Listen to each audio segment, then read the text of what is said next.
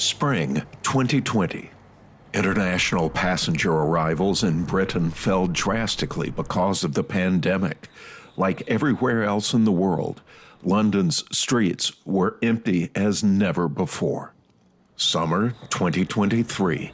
It was a very different scene after the pandemic, and a wave of American tourists visited Britain. American travellers are really driving the recovery from COVID in Britain.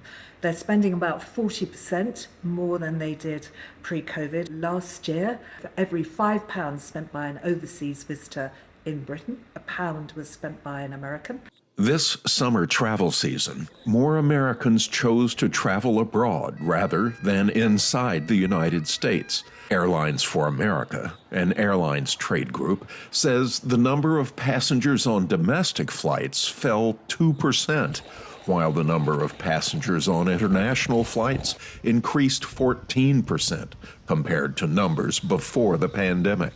Mark King is a tourist guide in London. In the immediate aftermath of the pandemic, travel was more local or within the same region, but now people are going further afield, and American visitors have been in the forefront of that. American travelers chose Britain this year for a variety of reasons.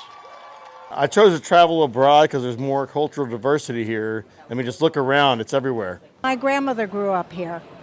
I wanted to see this part of London to see what it was all about. My husband earned the trip through his company, and so we are here. Because we're English speaking, we just came from Paris and we can understand anybody.